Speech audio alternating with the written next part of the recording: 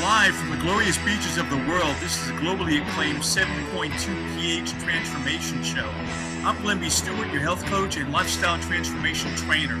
The 7.2 pH transformation show focuses on revitalizing the human body.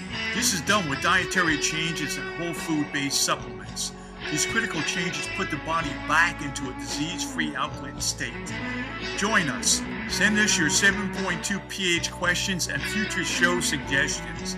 Email us at 7.2phshow@gmail.com.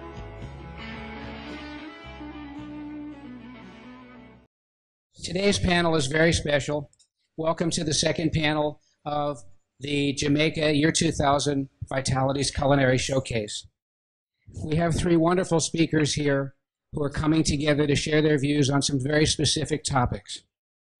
The purpose of the panel is to understand where they agree and where they have differences in their views, and then to explore and probe those differences, not just to get some information, but to try and go a level deeper to understand each person's thinking behind what he says. That's the only way that you can get to a place where you can have a level of understanding, where you can make some choices that feel good and feel right to you. That's really what this is about. On my right, as all of you know, is David Wolfe, author of the Sun Food Diet Success System.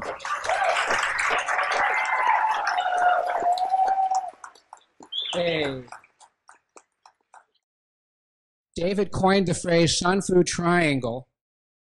And the idea, as I understand it in one phrase, is that it's a broad-based approach emphasizing raw food.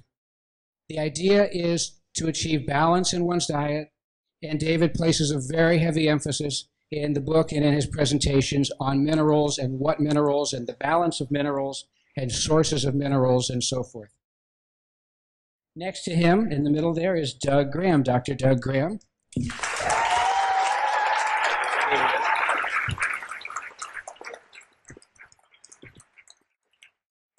And as you most probably know, Doug is a hygienist. He's a chiropractor, and hygiene is a fairly specific approach to health and nutrition. Doug also has as his background that he is a world-class athlete in his own right. And in his work, he works extensively with athletes and other very peak performers. And to his right, on the end of the panel, is Brian Clement.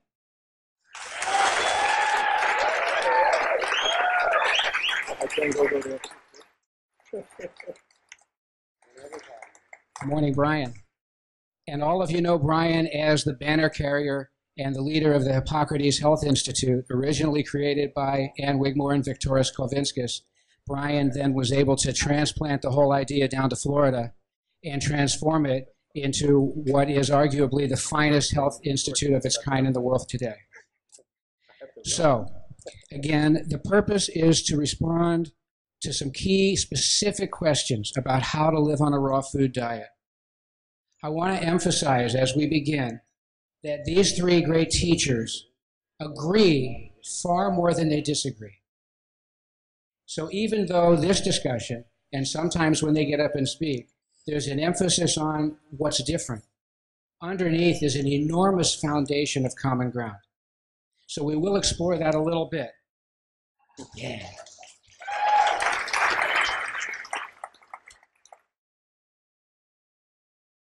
It's extremely important for us to keep this in mind as we go forward. Also, while this discussion and much of the discussion this week is focused on food, let's all remember that vital, healthy, radiant, high-energy living is a function of far more than food. It requires sunshine, activity, rest, and other components, mental, spiritual, as well as physical. We all know that, but sometimes it's good to take a minute and remind ourselves. And finally, the fundamental premise in terms of ground rules for this discussion, as all our discussions, is respect. Where there are differences, the idea here is not for one to be right or one to be wrong or one to be better or worse, but simply for you to be able to understand why those differences are, where they come from, and what they might mean in your life, and how they might influence your choices. That's really the purpose of the whole discussion. Thank you. This panel is going to be responding primarily to moderated questions. I'm the moderator. I'm Larry Levine. You probably know that by now as well. We're going to limit each response to about 2 or 2.5 minutes to make sure that the discussion moves along quickly and also to make sure that there's balance among the three. And I'm going to ask each of you to keep your answers fairly focused on the question because I've taken some larger questions and broken them down into smaller questions to help everybody step through. So that's my intention. I hope I've done a good job on that part. And if we can stay a little focused, we'll move along pretty quickly.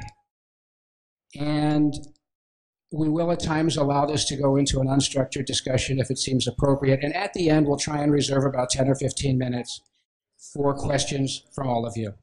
Okay. The subject matter, first in general, to explore the foundation of healthy living. This is to explore the area where we agree, I imagine. And then, in a fairly narrow range of topics, to explore some of the differences.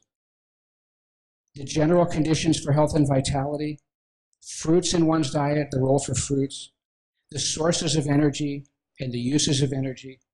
And then we're going to take one area and use it as an example to draw out more understanding. We're going to take the area of parasitic conditions. We're going to focus on Candida because it's a popular topic for discussion.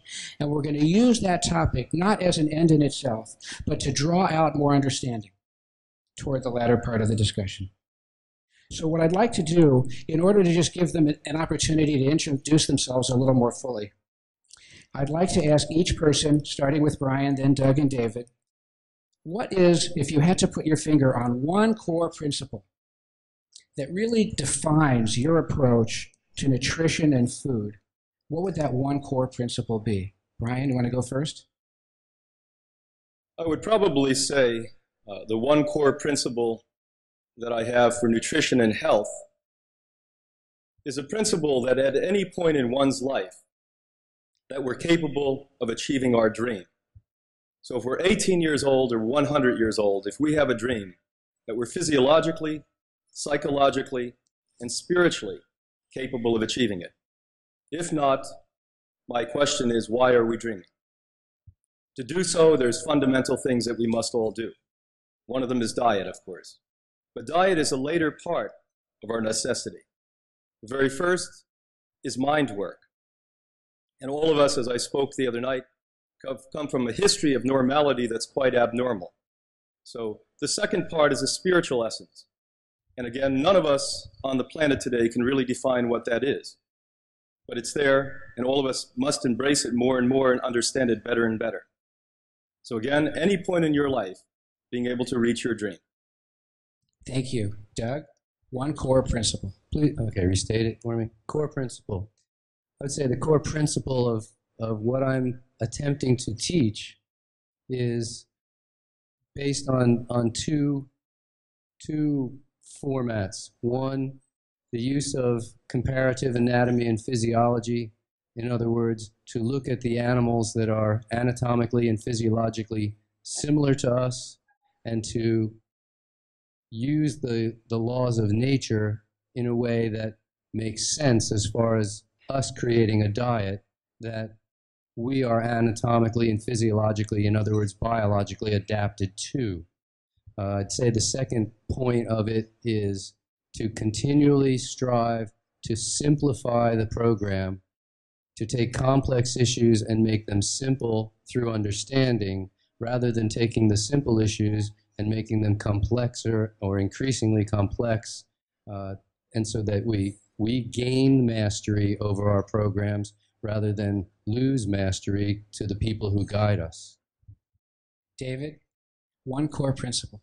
The core principle that I teach, I think it's the underlying principle of all nutrition, is minerals and mineral balance, and making sure that you get a full spectrum of minerals, understanding that every plant mines a different spectrum of minerals, understanding that every plant creates certain minerals, and taking in all parts of the plant, leaf, stem, root, shoot, fruit, seed, every part of the plant in order to achieve balance. Thank you. Thanks, all of you. Next, I'm going to ask each of you a unique question just for you. And David, I'm going to start with you. If I understand correctly, when you describe the Sun Food Triangle, you describe a balance between proteins or amino acids, fats, and sugars. And my understanding, if I've read it correctly, is that it's roughly in equal proportions in a healthy person. And so the question is, if one wanted to, first of all, is that understanding correct? And then second, if one wanted to achieve that sort of a balance between fatty acids, proteins, and sugars, and if it was roughly in thirds, as I think you suggest, would the thirds be in terms of calories, volume consumed, or mass and weight of the food? How would you calculate or measure or picture what the thirds might look like? That's an excellent question. The first part of that is that the triangle being divided 33%, 33%, 33% is only going to work for some people in the long term. That's a good place to start, because when you're at that space, then you can go, okay, my body kind of wants this or wants that more. And the longer that you go, the more you'll find where your balance is going to be. And that balance will differ dramatically from person to person. I'm pretty much a type of person, I can eat almost all fat. And people go, wow, I mean, I eat 80% of my calories is fat. That's not going to work for most people. That's a very extreme side of the situation. For other people, they might find that they do much better eating a lot of protein, and there's a big difference between protein and fat. And that's something that I've really been focusing on in my lectures, is that if someone does well on a high protein diet, they may not do well on a high fat diet, or they may do better on a high sugar diet, or there's differences between all three of those categories that are very strong. The way you would identify what's a percentage between each one is pretty much the dry weight of that. So for example, juicy fruits, the dry weight of that is not very much, whereas nuts, quickly the dry weight will accumulate up high. So a little bit of nuts balances off against a lot of fruit. You following that? Because it's very watery. So if a person, just as a follow-on question, if a person wanted to look at the triangle and try and find his or her place in the balance, how might a person go about discovering that without having to spend thousands of dollars on tests or consultations or the like? How might a person come to that? What process of exploration could they pursue? It's simplicity, really. That what you got to decide is, one, do you burn sugar as a fuel mostly, or do you burn fat as a fuel mostly? And some people, a very small percentage of people, burn protein as a fuel mostly. For example, if you were stranded on an island and you had either, say, avocado or mangoes, which would you choose? What could keep you alive long enough? Mango couldn't keep me alive for more than a few weeks. Avocado could keep me alive for months. I'm more of a fat-burning type of person. Also understanding what kind of metabolism you have. Some people are slow oxidizers, meaning that they burn sugar slowly and do better with more of a sugar source. Some people are fast oxidizers. They burn up sugar immediately. These are the type of people that eat fruit in the morning and instantly are hungry again. If you're that type of person, you're probably more of a fat-burning metabolism, or even possibly a protein-burning metabolism. Thank you. Doug, the next question is for you. You have been a world-class athlete. Much of the work that you do, the specialized part of the work, is with world-class athletes and other very high-performing, peak-performing people, such as performers and entertainers. My question is, how has that background influenced your thinking? In other words, I'm looking at what might be a bias or a leaning or a predilection in your thinking based on the work you've done. And I want to add to the question, you also spent about 10 years directing a fasting institute. So you have that part of your background as well. So what we're looking for is just to understand a little about how you think and how you come to how you think. As an athlete, as a child athlete, high school athlete, college athlete, I kept trying different programs. I was always looking for what would work best for my body type. It was an endless string of various regimens. I couldn't even begin to guess, 20 or 30 different programs, none of which particularly worked really all that well.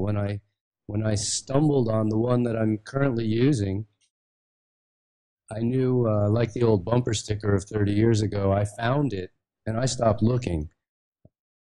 Whether I've been working with the sickest of the sick, the hopeless people that end up at fasting retreats, or working with world-class athletes, really what we ended up doing was the same for both. The idea was to stack every lifestyle factor possible in their favor in order to provide optimum conditions for them to recover. The difference really being that that a sick person is simply trying to recover their health, as Victoria's talked about last night, and an athlete is trying to recover from the day's activities. But it's still stacking the lifestyle factors in their favor in order to recover. I don't know that what works for me, I'd agree with David, I don't know that what works for me exactly will work for the next person, although I don't tend to think that I don't tend to think that the swings are as huge as perhaps David has experienced. I would tend to think that the similarities from person to person far outweigh the differences from person to person as far as physiology. And so I don't know that my personal preference of how I eat necessarily influences what I do for others. Really, what I want to do for others is what works for them. I found that whether I'm working with exceptionally sick people or world-class performers, that the program that I'm recommending works very well. Thank you. And Brian, I have a unique question for you as well. You have been directing the Hippocrates Health Institute now for over 20 years, and you have built it into what is clearly a world-class health institute and spa, and clearly in terms of vegetarian and raw food and that whole part of the health spectrum, probably the premier place to go in the world for people to get well. And that's a tremendous achievement. So the question is, similar to Doug, how has that background over such a long number of years and the success that you've had influenced or guided your thinking? And again, looking at how you think and what kind of a bias or leaning or predilection in your thinking that might create. Well, I think when I began this over 30 years ago, I was much more ominous about my view. I used to think that there were not the similarities that all of us need to be utilizing dietarily. Over that 30 years, I now realize that the vast majority of us all need to eat pretty much exactly alike. We speak about body types, which are completely, as far as I'm concerned, a biochemical misnomer. We speak about Ayurvedic medicine. In Ayurvedic medicine, you must remember, it's only been the last 50 to 100 years that we understood anatomy. We didn't understand which organs we had and how they functioned, and our bloods and our immune systems until the recent years. AIDS brought us up, as an example, to about 10 times the speed where we were 25 years ago. So a lot of these ancient philosophies, in spite of the fact they didn't understand chemistry, anatomy, physiology, all of the factors, and in this century, the psychoneuroimmunology effect of diet, they were relative to elements: wind, air, fire, cold, hot, etc. And so there was a lot of truth in them. So we can't totally disregard that, but on the other hand, we must come up to speed. The speed is very simple. This is not a complicated question. There are 3 elements that every single person requires, the over 6 billion people on this planet. The first element is obviously oxygen. If you don't know that, stop breathing for 6 minutes and we'll see what happens. And there's only 2 viable places you receive oxygen: breathing, which the best yogic here doesn't do well enough, because today the particulate that's in our atmosphere takes up about half the oxygen that was available for us to breathe back in the year 1900s. The second element, quite simple, is enzymes. You had the world's leading authority that's presently alive address you last night on enzymes. And to bring this to a compilation so you understand exactly what an enzyme is, it's a way that we gather electric into our body. Now, why would we need electric in our body? Because you are electric. You are first, foremost, and fundamentally electric. Every one of your 10 trillion cells in your body have electron activity in it. And the third element, which I'm learning more about by a day-to-day basis, are hormones. Hormones come from foods. From the beginning of humanity, we were meant to consume particular foods, living foods, that have the hormones intact. We've identified a few hundred hormones at this stage. We will identify in the future millions, if not billions or trillions of hormones. What is a hormone? A hormone is a chemistry that comes from one cell and affects another cell, meaning the chemistry that comes from the living food cell and affects the human cell. So this is a similarity that all of us need. And this is why all of us up here, that when we speak to you, are pretty much saying the same thing. The differentials are possibly experience, the differential is possibly science, and that's what I want to speak about a little bit later. I'll once again review it. It's oxygen, obviously. It's electric, enzymes, obviously, and it's hormones that affect your psychology and physiology. Thank you very much.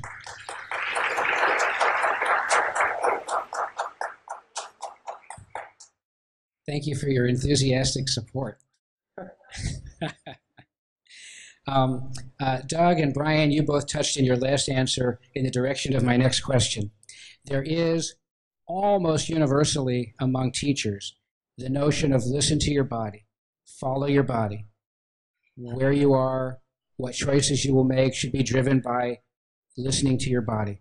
Now, in the answers that you just gave, and David, of course, will include you in the question, but since they already mentioned it, you both refer to more of a commonality than a uniqueness from individual to individual. What I'd like to do is ask each of you to just explore that in your own way for a minute or two.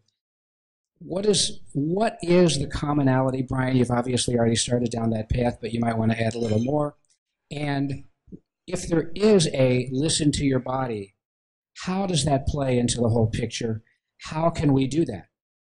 And how can we be misguided by listening to our body, quote unquote, and hearing the wrong message? So, Doug, why don't you go first on this one?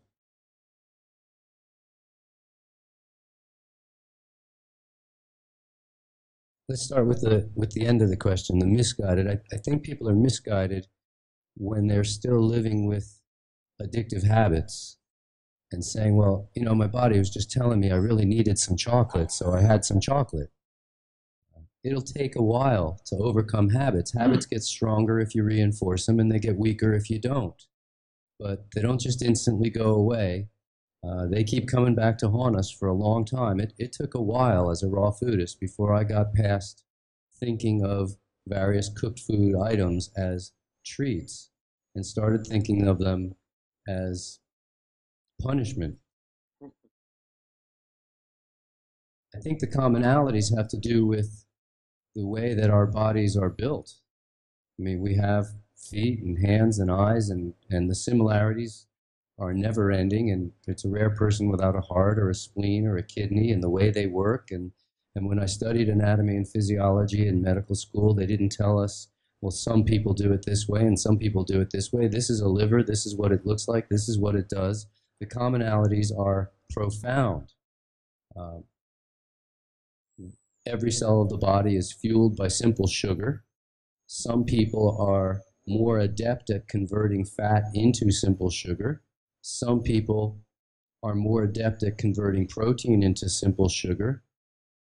But please understand that the people who are really good at converting protein into simple sugar convert about 1% of their total fuel as protein, as opposed to the people who are really poor at converting protein into simple sugar, who convert about half of 1% of their total fuel into protein. It's not huge, but it is enough to make a difference from person to person.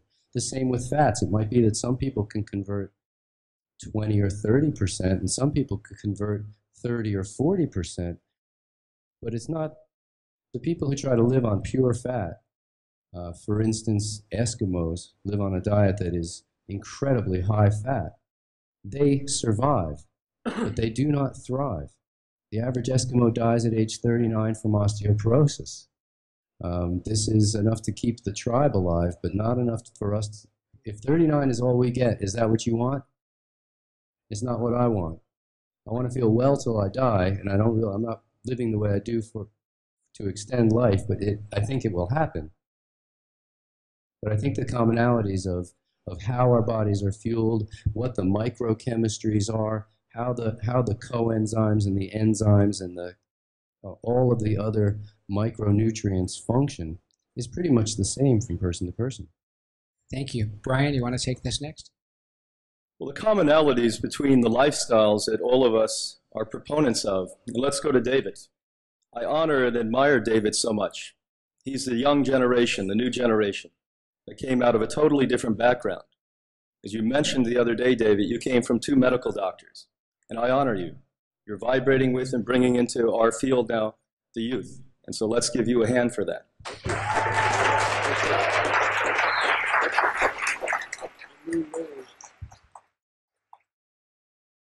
The commonality with Doug is obvious.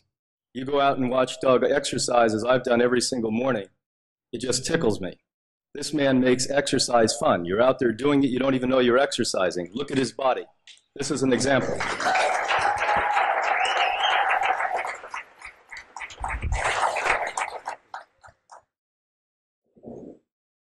Now let's speak a little bit about the diet, and I know there's some confusion. When it comes to fruit, in a healthy diet, a healthy person, I should say, not a healthy diet, one should consume a percentage of fruit.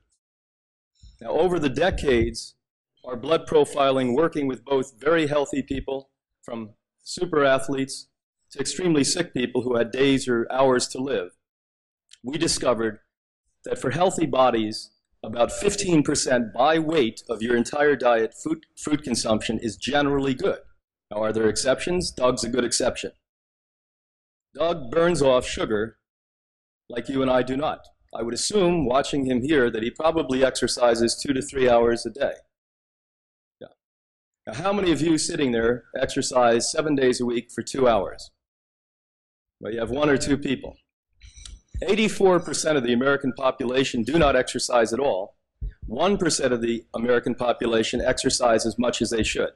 So he is certainly the extreme exception of what you should be doing, and all of us should be. I'm not exercising 2 hours a day.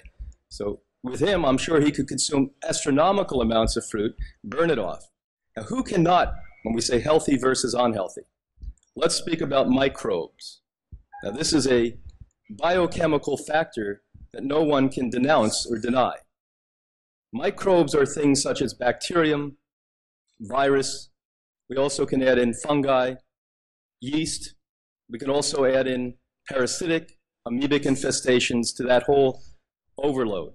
I also do not consider the microbial, but cancers, mutation of the human cell, would fit into that. In all of these cases, including low blood sugar and high blood sugar, diabetes and hypoglycemia, if one consumes any form of sugar, including the fructose that we consume from fruits or carrots or beets, it will expedite the development of those microbial and cancer effects. Now, this is not something that's questionable. This is a scientifically proven, microscopically shown fact. So when I have people that come to us at the Institute, we must be very, very cautious that they do not consume these. It's not permanent, people. It's not permanent. When I first became a vegetarian, I, honest to God, consumed a gallon of carrot juice a day. I didn't know, and no one knew what the word candida was in those days, but I'm sure I had candida. I definitely had low blood sugar, and every time I turned around, I had fruit in my mouth.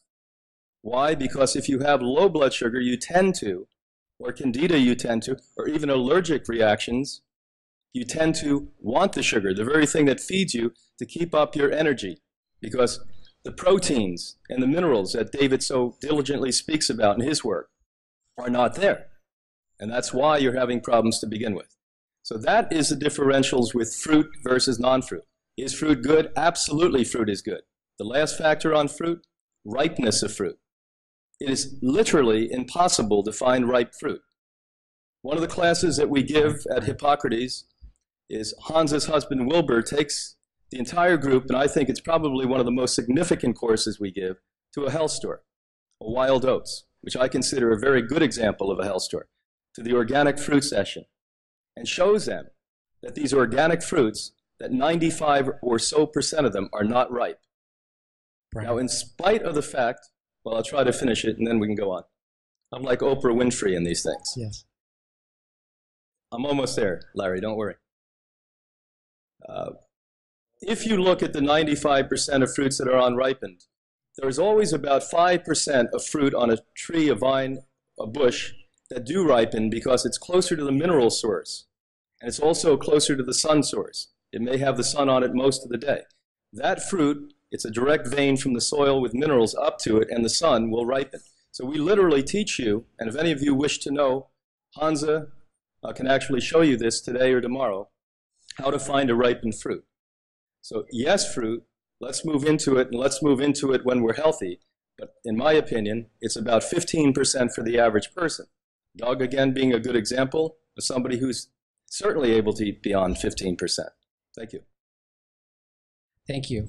I'd like to remind all the speakers again, if you could kind of stay with the question that's actually being asked, because we're going to come to fruit a little later. So Brian, I'd like to kind of give you the same question again, and that is the whole topic of listening to your body versus, to find what's unique for each person versus commonality just for an individual. If you could just comment on that for a moment. I'm sorry, I forgot that part of the question. That's my Irish coming out in me on this. When I was running a center for seeds, he gave me hemp seeds before this too. So if these questions are sort of, answers are bad, you know why. When I was running centers in Europe, in Geneva, Switzerland to be specific, I ran into the man who created in France instinctual therapy. Now, instinctual therapy is the epitome of what you're speaking about, Larry. That's where they place all raw food, including meat, which I think is an insanity, which isn't a raw food, by the way, once it's rotting, out on a table. And they tell people who yesterday was eating the French cuisine or the American cuisine to go out and instinctually pick out what you want. Well, I don't think I have to reiterate what Doug said. The bottom line is that we psychologically, which I mentioned before, the most important part, most of us are not psychologically mature enough to instinctually collect the right thing. I've been doing this stuff for a decade, and if I hit my head, believe me, I would go and eat whipped cream. I don't eat whipped cream. If I hit my head, I would probably drink coffee. The fact is that you have addictions, and as an alcoholic would always tell you, you're never not an alcoholic. You're a recovering alcoholic, a recovering food addict. So instinctual therapy and listening to your body is a very new age concept, but I don't buy it. Okay, thank you. Doug, under what conditions, this is just an information question for all of you to make sure that the background is there. So just very briefly, under what conditions does the body produce acid? Acid is the byproduct of cellular metabolism of almost every cell in the body. Of almost every process is going to result in some type of an acidic waste that has to be eliminated. What about, just to add to the question, what about in a non-physical sense, emotional circumstances or sirens going off, or okay, we've spoken about this to each other in the past, and Brian, I see you nodding your head as well, and David. What about up at a higher level? Again, anytime a person is experiencing more stress than they can handle, it's not that they're producing more acid, it's that they're not eliminating it as well. I don't think that physiology, to a degree you could say, oh, we're producing a little bit more because you're undergoing stress, and so maybe you're breathing a little more shallowly and your heart rate's up a little bit as well, and both of the factors are slowing down your elimination abilities. But basically the byproducts of cellular metabolism at virtually every cell of the body is waste products that are acidic, and these are either neutralized through chemical processes in the liver, or they are eliminated through a mechanical process via the kidneys. David, do you want to add to that? There's pretty much no doubt about it that most people who, especially if they're chronically ill, they've taken lots of drugs in their lifetime, grown up on fast food, that they have suppressed acids within their tissues. You start feeding them like fruit, for example, all this acid comes up, and you have all kinds of problems that result from that. I think we've all seen that. We all know that. That's why I'm a big believer in taking highly alkaline juices into the body almost as one of the first steps. Green juice, green vegetable juice, because it's alkaline enough to begin to buffer up all the acids that are coming up, meaning neutralize the acids that are being released from having that suppressed in the tissues. That process of getting the acids out of the body can be long and arduous, and can be years to do that. Brian, I'm going to take you to the next question. Is there a difference, generally speaking, I know it may vary in more detail, but generally speaking, is there a difference between the diet you would recommend for someone who's seriously or terminally ill versus someone who's in reasonable health in a day-to-day sense versus someone who is a peak performer, an athlete, an entertainer, someone like that? There are significant differences, and these differences are determined upon blood chemistry, psychology, activity. And that's the only way that we, as far as I can see, can legitimately discover which things to do for each individual. Doug, how about you? The same question. Difference between the diet you would recommend for someone who's seriously or terminally ill versus someone who's reasonably healthy in a day-to-day sense versus a peak performer? I would have to say, yes, there can be differences depending on the nature of the seriously illness. There are people who do not digest well. There are people with no teeth who cannot chew. There are people who do not absorb well. There are people who do not have large portions of their colon. Me, I'm never getting a colostomy. I could never find shoes to go with the bag. But there are people who are so sick that they couldn't possibly follow what we would call a relatively standard program. But actually, most of the work that I've done has been creating, with some exceptions, as Brian says, it certainly depends on the degree and the ability, as David says, to burn the sugars. But primarily, I use a fairly similar program for all of my clients. The thing that changes is calorie consumption, not the percentages of protein, fat, and carbohydrates. The total calories change. Okay. And David, the same question for you. Is there a difference in the diet you would recommend in general for someone seriously or terminally ill versus someone in what people would consider reasonable health versus peak performers? Yes, there's a major difference. I could elaborate on that. Do you want me to? Yeah. I would definitely recommend, if someone's critically ill and they need to have their blood chemistry kind of knocked into at least some kind of semblance of balance or a semblance of alkalinity, that it's a good idea to send them over to Brian's place. And that's what I would do initially, first thing. If they haven't even taken that step, I won't even take them, I won't even consult with them unless they've done something like that. Then at some point you need to transition them from that kind of therapeutic kind of diet more towards something that they can live as a lifestyle rather than going out of the institute and then yo-yoing back and forth between this and that. You need to give them something that's workable. You know, for example, if they're going to do, so there's going to be some sugar is required to run the body. That's definite. Some people are going to get that from starchy carbohydrates and some people are going to get that from fruit. Again, you have to be careful on what types of fruits you're going to recommend. I wouldn't recommend fruit juice to anybody who's critically ill, dried fruit to anybody who's critically ill, maybe a few pieces of whole, complete fruit a day just to keep them from going off balance. If they're doing 100% raw, will be necessary without a doubt. There's only so long that you can fast from sugar before you begin into a yo-yo thing, which is totally detrimental and harmful. In other words, to pick up a huge craving in response to the deprivation. Can we have a little Doug, you look like you want to jump in here. Sometimes people, yes, because what we were asking about is a question on feeding. And from a hygienic background, again, I agree with David. I would send him to Brian. I've closed my retreat, being full-time on the road, but there are people who are ill enough that, better? There are certainly people who are ill enough that feeding would not be recommended at all. And I always talk about the brilliance of Brian's program because he's getting people, instead of fasting completely, which requires tremendous monitoring and never has impact on people's eating habits. People think when they're fasting that they've overcome their poor eating habits. This isn't the case. You develop good eating habits by eating well.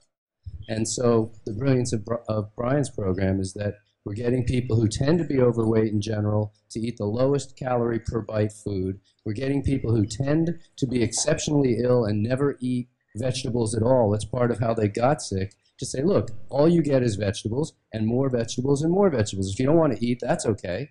But if you do want to eat, you're going to develop a taste for vegetables.